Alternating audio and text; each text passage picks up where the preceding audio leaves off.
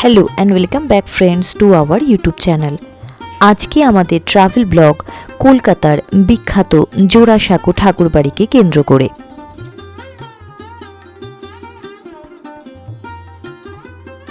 উত্তর কলকাতার জোড়াসাঁকোতে রয়েছে ঠাকুর পরিবারের এই প্রাচীন বাড়িটি। এই জোড়াসাঁকো ঠাকুর বাড়িতেই বিশ্বকবি জন্মগ্রহণ করেন, কাটান তার শৈশব। আর 1941 সালে এই জোড়াসাঁকো ঠাকুর বাড়িতেই কবি শেষ নিঃশ্বাস ত্যাগ করেন। কলকাতা ভ্রমণে ইচ্ছুক যে কোনো পর্যটকের কাছে জোড়াসাঁকো ঠাকুরবাড়ি একটি অত্যন্ত গুরুত্বপূর্ণ জায়গা। বাঙালি সাহিত্য ও সংস্কৃতি বিশ্বকবি রবীন্দ্রনাথ ঠাকুরকে দিয়ে শুরু, আর তাকে ঘিরেই আবর্তিত হয়। জোড়াসাঁকো ঠাকুরবাড়িকে বাংলার নবজাগরণের অন্যতম প্রধান বিন্দু হিসাবে অভিহিত করা হয়। তাই জোড়াসাঁকো ঠাকুরবাড়ি কলকাতার একটি মাস্ট ভিজিট প্লেস। জোড়াসাঁকো ঠাকুরবাড়ি আপনি বাসে, ট্রেনে বা মেট্রো করে যেতে পারেন।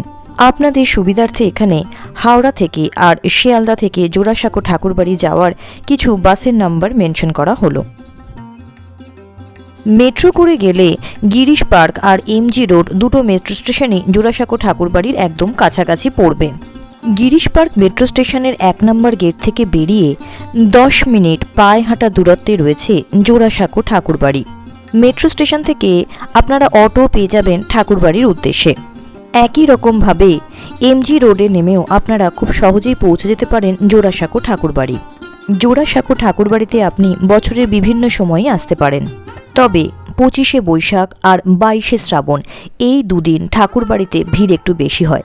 আর এই দুদিন ঠাকুরবাড়ির সমস্ত ঘরগুলি সাধারণদের জন্য খুলে দেওয়া হয়।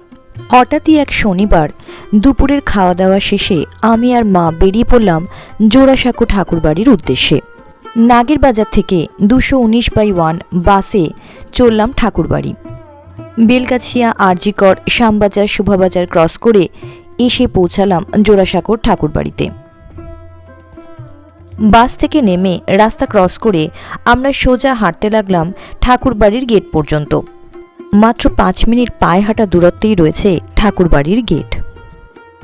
ঠাকুরবাড়িটি বর্তমানে রবীন্দ্রভারতী বিশ্ববিদ্যালয়ে প্রাঙ্গণ হিসাবেই ব্যবহৃত হয়। ঠাকুরবাড়িতে ঢোকার মুখেই রয়েছে পার্কিংয়ের সুব্যবস্থা।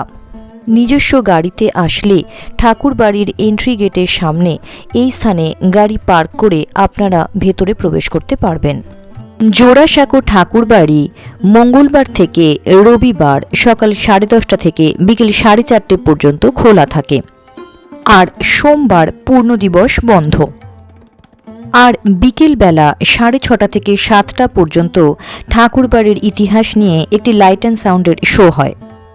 25শে বৈশাখ আর 22শে শ্রাবণ এই দুটি দিন ছাড়া বছরের অন্যান্য দিনে 20 টাকা জনপ্রতি প্রবেশ মূল্য লাগে জোড়াসাঁকো ঠাকুরবাড়িতে ঢোকার জন্য। ঠাকুরবাড়িতে ছবি বা ভিডিওগ্রাফির জন্য রয়েছে কড়া নিয়ম। এই টিকিট ঘর থেকে টিকিট কেটে সোজা সামনের দিকে একটু এগিয়ে গেলে বাঁ হাতে পাবেন ঠাকুরবাড়ির অফিস ঘর। এই অফিস ঘর থেকে 50 টাকার বিনিময়ে স্টিল ফটোগ্রাফির জন্য আপনাকে কুপন সংগ্রহ করতে হবে। এই কুপন দিয়ে শুধুমাত্র ঠাকুরবাড়ির বাইরেই আপনি ছবি তুলতে পারবেন। ঠাকুরবাড়ির অন্দরমহলে কোনো রকম ছবি বা ভিডিও তোলা যায় না।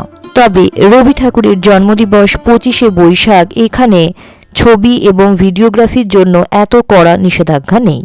সেদিনকে এন্ট্রি ফির সাথে সাথে ছবি বা ভিডিও তোলার জন্য কোনো রকম এক্সট্রা চার্জ লাগে না। জোড়াসাঁকো ঠাকুর পরিবার কলকাতার একটি খ্যাতনামা পরিবার এবং এই পরিবারের ইতিহাস প্রায় 300 বছরের। ঠাকুর পরিবারের উল্লেখযোগ্য ব্যক্তিত্ব নীলমণি ঠাকুর তৎকালীন কলকাতার মেছুয়া বাজারে এই বসত বাড়িটি নির্মাণ করেন। পরবর্তীকালে সেটি জোড়াসাঁকো ঠাকুরবাড়ি রূপে পরিচিতি পায়।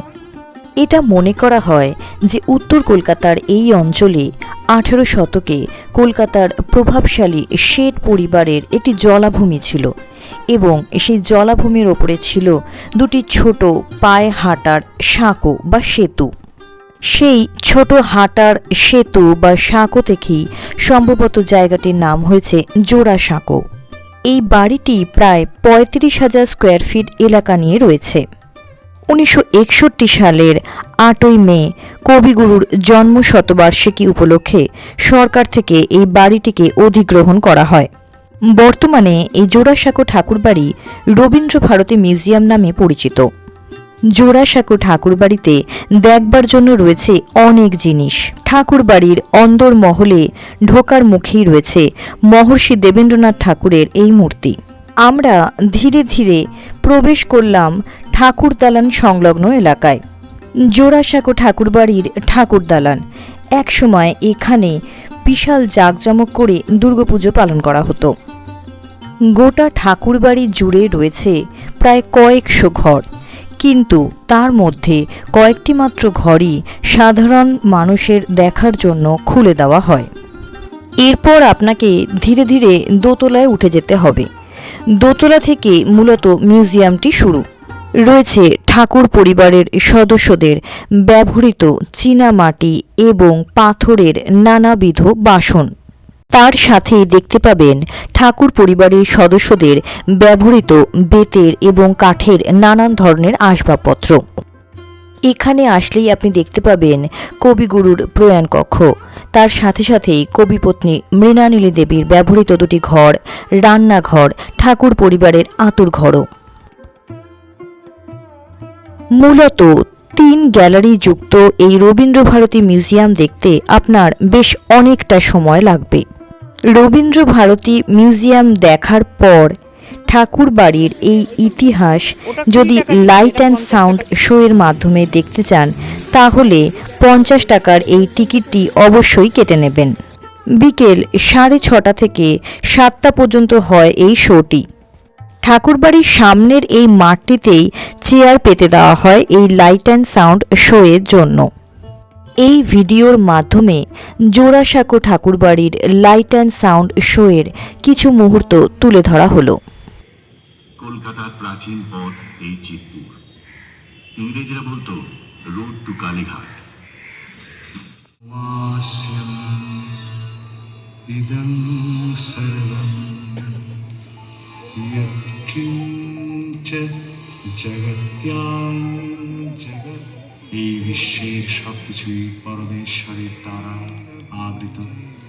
ত্যাগের দ্বারা আত্মার পালন করো, কাহারও ধনে লোভ করিও না। এক নতুন আলোতে উদ্ভাসিত হল দেবেন্দ্রনাথের জীবন। দেবেন্দ্রনাথের নেতৃত্বে প্রতিষ্ঠিত হল তত্ত্ববোধিনী সভা, বাংলার সামাজিক ইতিহাসে উল্লেখযোগ্য পদক্ষেপ। তখন আলেকজান্ডার ডাফ প্রমুখ মিশনারিদের খ্রিস্ট ধর্ম প্রচারের সময়, হিন্দু সন্তানদের বিদ্রোহের সময়।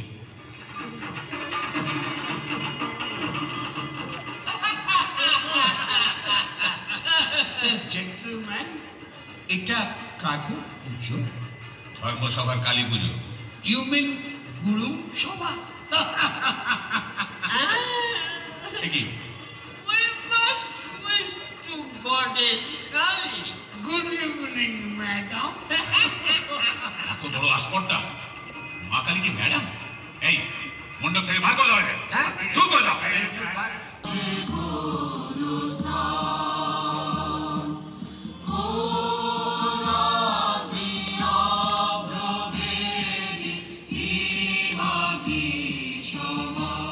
লক্ষ্যে এখন চঞ্চলা, কিন্তু সরস্বতীর বড় পুত্রদের তখন তিনি দান করেছেন দেশকে।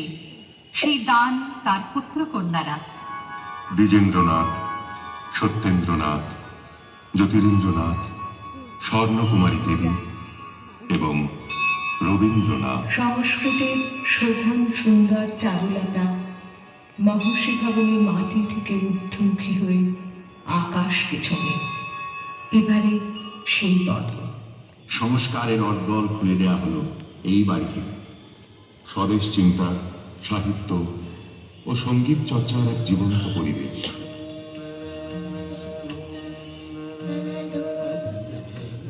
যদু ভট্টের কাছে গান শিখছেন বালক রবীন্দ্রনাথ। সঙ্গে 4 জন মেডিকেল ছাত্র তারই খরচায় উচ্চশিক্ষার্থী চলেছে। কবিতাগুলি তখন ফুটে উঠছে। জাগিয়া উঠেছে প্রাণ, ওরে উথলে উঠেছে বাড়ি, ওরে প্রাণের বাসনা, প্রাণের আবেগ, রুধিয়া রাখিতে নারী